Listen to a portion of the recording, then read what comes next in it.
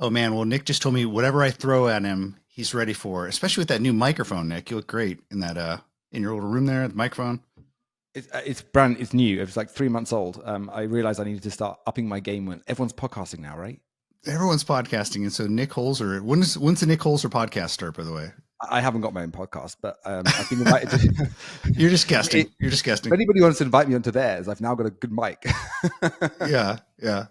Well, Nick, I feel like I've known you probably since 2016, 2017. I think Whisk was the first company I remember that was really talking up AI and recipes. Like you kind of going way back. That was one of your original stories you're talking about, right? Yeah, I mean, I think we started with the problem that like users want to use recipes anywhere, and not just from like one manufacturer or one publisher or one grocery company or like one tech startup with like a couple hundred recipes. And then the only way to really make that happen is with AI. With if you want to have a smart experience, that is like use AI to be able to parse all these recipes and make them smart. So we did that, but that was before deep learning before it was accessible to startups. We were literally flying out on planes to America, buying the latest latest chips, graphics cards, and like using them with like basically PhDs, ex-professors that we had hired to build these models. Wow. Just really early in AI, before TensorFlow, before like these libraries. Of course, now it's totally changed. You're buying your own NVIDIA chips and like putting them into like computers to power your own machine learning. That's crazy. So I think let's go back a little bit of history. We're gonna like kind of go through the whole story a little bit with Samsung, but Nick's going, oh great, we're gonna do, it's a retrospective. This is your life, Nick. But like this is where you're taking it, Mike. You could go anywhere. Yes. This is where you're taking it. I was looking back in history a little bit, and I didn't realize Whisk had started back in 2012. And I was looking at, or maybe before then, and you were actually on like a British TV show, British Apprentice, on the BBC. Was it pitching Whisk at the time? It actually was, yeah. I mean, it was. It's called The Apprentice, and it's the same thing as basically Donald Trump has in the US, right? And we have like a different person running it. The guy in the UK is called Lord Sugar, and he's actually was a advisor or member of the Labour Party, which is the other side of the is the left side of the government. So it's kind of the opposite of not the opposite of Donald Trump, but kind of a little bit the opposite of Donald Trump. There are some similarities too. Way better name. Lord Sugar is a way better name, by the way. Like. Yeah, he was originally Sir, I think, and then they made him a Lord. This is kind of the British monarchy kind of system, which is also hilarious. But yeah, it was amazing fun. I mean, you do 12 weeks of tasks competing against other people. And then if you get to the final, you get to pitch your business plan. And then if you win, he gives you money and he becomes a partner in your business. And I got to the final and I didn't win.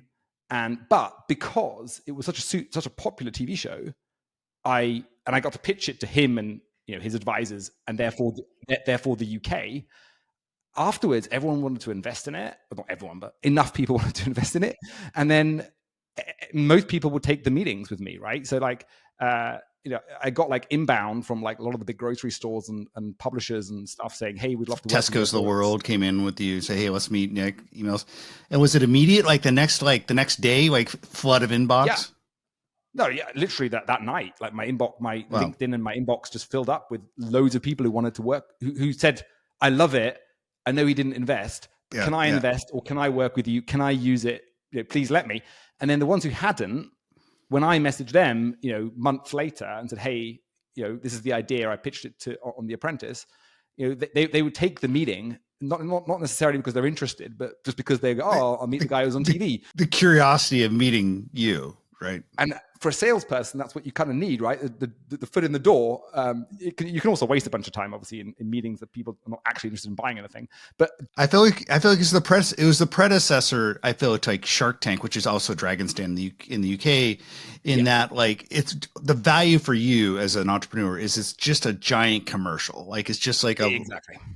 It's multi-episode with Apprentice. With Shark Tank, it's like one episode, but like they play them so much and so repeat them so frequently. The value is in the millions of dollars in terms of free publicity. It's huge, and it's also actually fun. I mean, it is really, really fun. It is also challenging because it's not a show about business success. It's about a show about conflict, essentially, right? Of like people conflicting and trying to make something work. It's like a business assault course. So you're kind of like they put you through psychometric and tests and psychology interviews and to basically choose people that they think will conflict with each other and create good TV. So that part is stressful, but you also get to do some really cool things on the show, like build products super quickly and pitch them to big people, and so it's really fun. But ultimately, awesome. it was the platform I needed to get Whisk started. And so you got Whisk started, and I think I connected with you in around, like I said, 2016, 2017. So those early days when you had the business plan, what you pitched on Apprentice BBC versus like when I met you around like 2016, what had changed? Obviously you'd started the company, went from business plan to actually starting this thing, but had the vision changed at all? I mean, the core mission to help people cook, make it more joyful as we talk about it today, but basically help them in that process hadn't changed. But what had changed was we started off with a consumer app and we couldn't get it to what we thought was enough scale. So what we pivoted from, trying to build a consumer app to looking at all that tech we'd built. And you started off talking about, AI. We'd built a lot of AI way back, 10, 12 years ago, right? And so we were really early in that. And businesses wanted to use that. And we knew that because we had, in our consumer app vision time, we had basically built like widgets that publishers could integrate on their sites. And through that, we had loads of conversations with big publishers and big retailers and big CPG brands. And a lot of them said, we love this widget. Yes, we'll integrate it, but can we also use some of the other tech? So come 2016, 2015, 2014, and then into 2016, we couldn't make the consumer app work. So we pivoted into a B2B platform, offered all the tech that we had built, but for anybody to use, built an API platform for people to use. That then was used by, we were powering 500 million monthly consumer interactions at one point. At the height of it, which was pretty impressive. And powering it for a lot of the big players in the world, like a lot of big CPG brands. And if you made a list of the top players, on their websites, and also were you on like publisher websites, like big? The biggest, right? Food Network, All Recipes, BBC Good Food, like the about.com, like the big sites with many tens of millions of hits a month and users. Those were integrating us, and we were sending them across to grocery retailers like Walmart, Amazon, Instacart, the UK ones like Tesco, and the big CPG brands wanted a part of it because they wanted to have their products featured. So when it's butter, they want it to be the Unilever butter, or when it's stock, the Unilever stock, right? So they cared about that. And they also wanted to connect their own websites to commerce. Because we had those integrations, they then said, can you power more of our platform? We said, yes. Then all the big IoT companies came along and said, hey, as in the appliance manufacturers came along and said, hey, can we use your platform as well? So we were powering a whole bunch of different IoT players. And that's, I think, where you and I first started talking. I think we were, some of the big appliance manufacturers started using us. And then. But so just real quickly, you were with the publishers, and you were essentially doing shoppable recipes. So like Bisquick, Nestle wants their yogurt or whatever. That was like, you were one of the pioneers in the whole kind of shoppable recipe concept. And that was around the 2013, 2014 timeframe. That's right. I mean, there was Constant Commerce, which are no longer there, but that Constant Commerce were at the same kind of time as us, like super, super early, but it was basically only Constant Commerce and us. And we took a different approach to them. They were like more enterprisey in their proposition.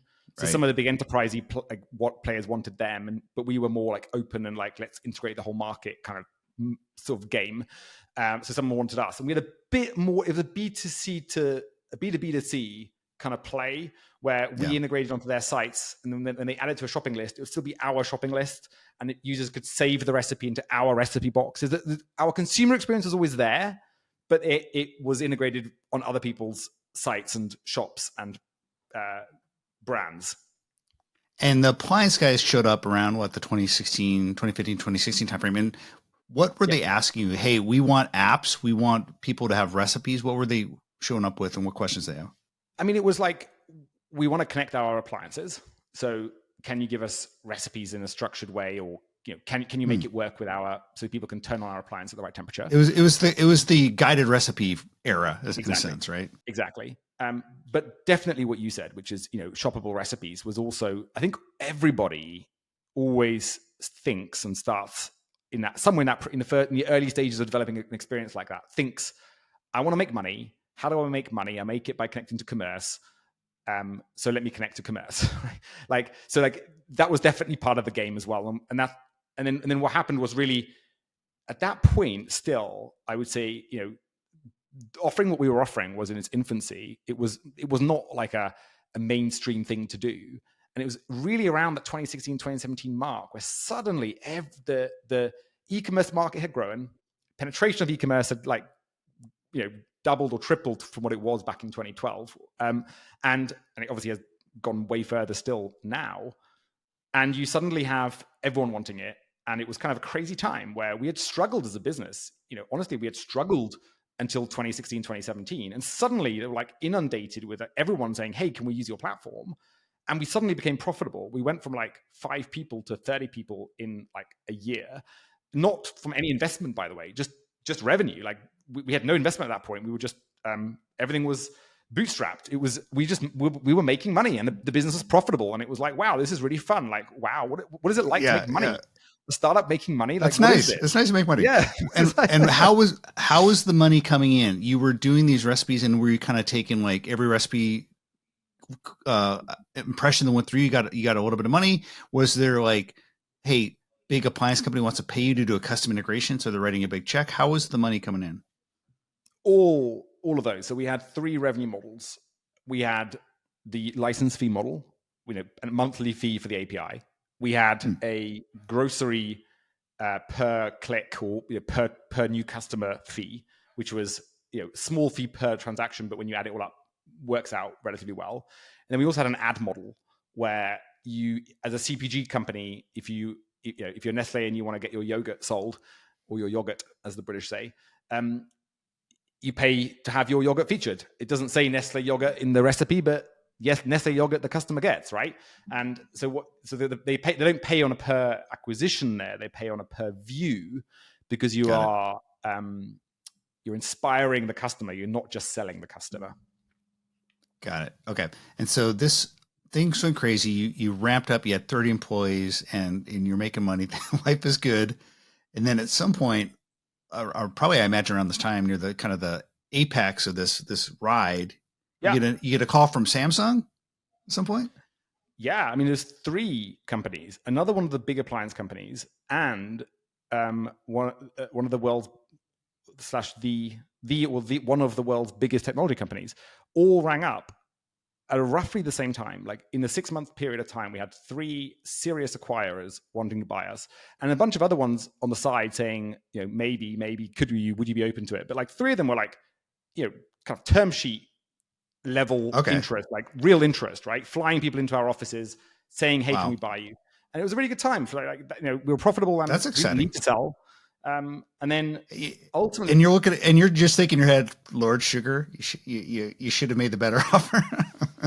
So you had these 3 offers, and I'm just kidding, but a technology platform company, a big 2 big appliance companies, it sounds like. And at some point, were they kind of competing against each other, and also part B of that question, were you inviting them in, or just they are all hey, their head of acquisitions calls you up? The latter. We were not inviting them. They were ringing us. And this was kind of what's crazy about it, because initially I was even saying no to them, not to the acquisition teams, but to the initial kind of integrations. I was like, why do you want to integrate it to an appliance? Are we going to get any users from this? I was in the user head mind, right? Am I going to make any transactions? How many fridges have you got live? How many users are going to click on it? Am I going to make enough money on this to make it worthwhile visiting your office? Because often these large enterprises, their request is, can you visit our office to pitch this certain person? And I was you're busy, apprehensive. I was is it wasting my time? You have 30 employees. Yeah, you're busy. We're busy. Yeah. And then the funny thing is, of course, those conversations ended up with the M&A team suddenly getting interested, and they're because they're looking at it going, hang on, many people in the market are using it. Our competitors are using it. Who's going to end up owning this? They probably knew that M&A stuff was happening because the people in the industry know each other quite well. So they probably all started worrying like, oh no, what happens if the other person wins it? And that's a great place to be as a startup, right? So it was literally the perfect time. I could probably got a better price for it if I'd held on another few years, but it's impossible to price it. It's impossible to get the right time, and it was certainly a good time. And it was a good time, and I'm happy with what worked out. I think it was a good time, and Samsung is an interesting company. Did you have to fly out to Seoul? No, I did. Okay. I had flown out to Seoul multiple times. After we had a partnership with them, because we started powering loads of stuff for them, right? It became a really good partnership where we were powering way more than initially was requested. We were building some like new features because of, based on with their budgets and based on their requests and their needs. And it was being used across lots of appliances and had a vision to being used by lots of other divisions as well, which is what ultimately ended up happening, of course, but that we couldn't predict that at the time. But I did fly a bunch to San Francisco because the acquisition team was called Samsung Next. It was an innovation arm of Samsung. Yeah. And basically HQ, because it's quite hard for like the Korean team to buy stuff because of like how Samsung is structured, they asked the innovation arm, hey, can you guys take a look at this? And they did, and they did the acquisition. So actually, our bosses, if you like, or our acquirers was the San Francisco entity of Samsung. Yep. And so that deal comes through, you accept it. I think I remember being in Chicago at the Housewares show. I think when I interviewed you about that deal is right at, so there must have been like around the March timeframe. That's what Housewares is. 2018, 2019, one of those years. Yep. And it's been an interesting ride. I think this year a lot's probably happened. So maybe talk about like, okay, you get acquired by Samsung. What's that like initially? Kind of absorbing you into this giant Borg, which is it's a massive company. Even though it's like the next company, like the San Francisco companies, but it's still Samsung. Yeah, it is. Actually, what I would say is what I've been really pleasantly surprised by is how much autonomy they've given us and how much they've let us keep parts of the culture that matter. We were always a distributed team, and they've let us keep that. And that was a massive advantage during COVID when it was so difficult if you were not a distributed team. But it also allowed us to kind of operate, I think, quite effectively. So and keep some of the culture we have. Like we go on annual offsites where we fly everyone to one place in the world. Like that's not a normal thing in an enterprise to explain to your HQ that, hey, we're going to fly the whole team to like Greece or something, right? So and they support that. So that's been awesome. You go to Greece for your offsites? What the heck? Well, we have to fly somewhere, and actually Greece ends up being quite. Yeah, that's true. Greece is our next one. We actually haven't been to Greece yet, but like the previous one, Cyprus, we did one in Korea. That was the most expensive one we did. But we did Lisbon, Madrid, like Budapest, like and these places are actually, if you look at them on spreadsheet, the cheapest places to fly everyone. But it is also nice. It's also fun to actually spend a week together. And meet people in person, especially if you're working in a distributed environment. So we spend a lot of time building a distributed culture and making sure that people felt valued and motivated and knew what they're doing. And Samsung let us keep that. So I'm really grateful and like respect Samsung for that. What was crazy was some of the enterprise ways of managing a business, right? Like that, it definitely added a layer of complexity, and that's inevitable with any enterprise. Yeah. And then I think the other thing that was crazy was scaling. So they wanted us to scale our team from 30 people to 120, and they asked me to do it in ASAP. But I did it in 9 months. So going from 30 to 120 in 9 months is an experience that I'm not, maybe I'll do it again, but like it was intense. The amount of interviews you have to do, the amount of like how to integrate that at the same time as integrating your company to like a large enterprise like Samsung, right? So all of that in one go was probably the most intensive 6 months of work that I've ever done. Real like a massive learning curve. Again, hard work, but I learned a bunch, and I'm grateful for the experience. Were you in on almost every one of those interviews and decisions? Like you were pretty hands-on, it sounds like. Yeah, absolutely. That is crazy. That's crazy. Yeah. Okay, so you grow to 120. That's impressive, and I think the company over time, I saw more and more getting integrated, and I think that the culmination of that was this past CES when I think it essentially transformed from Whisk to Samsung Food. I think so. Samsung Food was kind of a big announcement for Samsung at CES 2024 in January, but the heart of that, the beating heart of that was really the Whisk acquisition, right? It's kind of almost a rebranding of Whisk. Yeah, that's right. And there are two sides, right, of that. Whether it was is it a good idea or was it a bad idea? So I built the Whisk brand, right? I own a bunch of Whisk. I'm drinking out of a Whisk flask right now. Like Whisk is part swag. of my, You wish swag. Yeah. yeah. So like, it's like, hey, kill Whisk, right? As a brand. And some users felt that too. But ultimately, there is a thing with any enterprise probably. If you're trying to build an app that is brand comes across as not from here, and not is a third party, you're going to struggle getting integration into the different hardware units, and you're going to struggle integrating into the Samsung ecosystem. And ultimately, if you're building a consumer experience, you have to leverage the distribution of a platform like Samsung.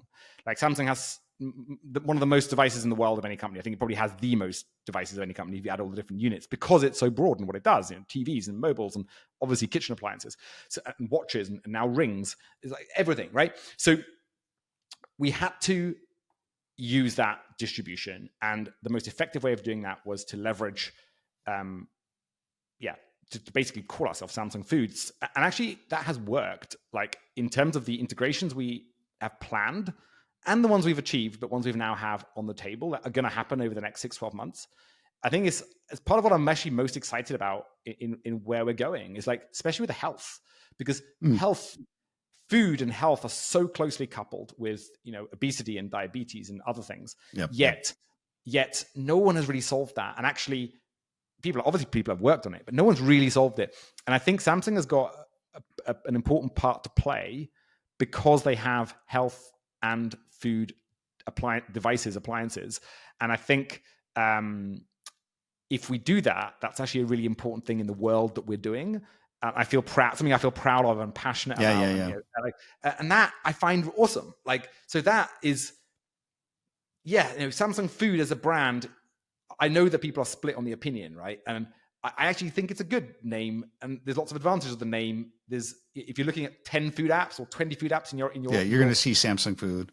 You'll notice it, and you'll probably try it. Like, your propensity to try out the app is higher.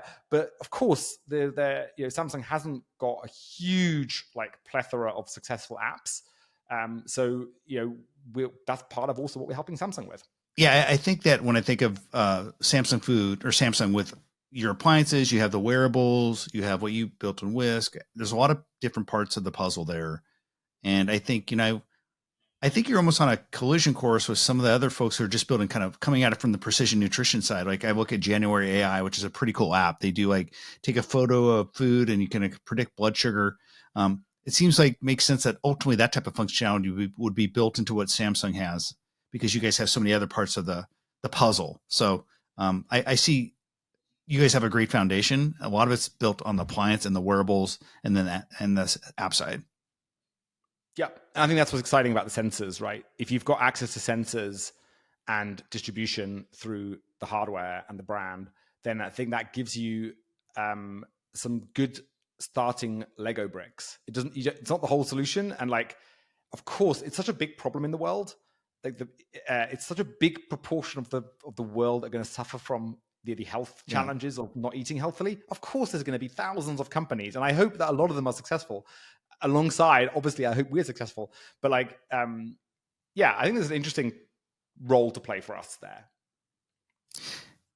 I mean, I think a lot of people are just thinking, hey, well, now we could just take a pill and I will no longer be at risk for type 2 diabetes. I'll lose 50 pounds. But I think that's not going to be realistic. You can't have half the world's population who's at risk for type 2 taking medication or a shot. So I think what you guys are building could be really interesting. I think it's going to be a few years though, because a lot of these different things need to come together, but it'll be an interesting thing. So that sounds like what that's driving you. What else is driving you as you look forward towards 5 years down the line, 10 years down the line in this space? What is really exciting for you? I think the advances in AI are exciting for everyone in the space, including us. We tried to do stuff like Vision AI, use your camera to detect items of food 2-3 years ago, and failed. Right, it wasn't good enough. And that was not, despite having good engineers on it. Right, it was hard to do. Yet now you come along and you use an open source library by OpenAI, and boom, it works. Right, sure, it needs tuning and needs some work, and it takes a little bit of work to get it to production level, but it's so easy. And stuff that we spent 10 years building is now, you can now use the OpenAI API for it and get a good way there, which is so scary for people who've like invested a whole bunch of time and effort into building like really, really advanced technology that actually so much of it's now easier than ever to do, which means it's like open to anybody. And so the scary part is like, well, how do you win? If everyone can do it, like, how do you win? Yeah. But the fun thing from a consumer side is like, it's going to be possible to build some of the stuff that we all hoped would be there 5 years ago. And now it'll finally, I think, get to a point where it'll be better and usable and actually start adding value. So the smart kitchen, there's always the question is, how far off a truly smart kitchen that actually adds value to the user are we? When will it stop being a gimmick? And when will it actually start being smart and useful? And I think we're getting closer and closer and closer to that being true, right? And of course, it's true in some ways already. Like, some devices are fantastic in adding value, but like on a macro level, where I can talk to my mum and say, do you want a smart kitchen? And she goes, yes, actually I do, because it adds loads of value. Yeah. It's not just turning things on and off with an app and making things more difficult by adding more processes in the way and kind of app friction. It's actually making it more useful. And so going from those early days where you're buying GPUs and trying to figure out to build AI and going on TV, and then ultimately to where you are today, it's quite a ride. It's been fun talking to you, Nick, about hearing about all this. Thanks for spending some time with us. Thank you. I look forward to seeing you in Seattle. We'll see you in Seattle at Smart Kitchen Summit. Everyone who wants to see Nick in person, famous TV star, Apprentice star. I'm just embarrassing you. You can see him in Seattle. All right, Nick. Thank you. Thanks, Mike.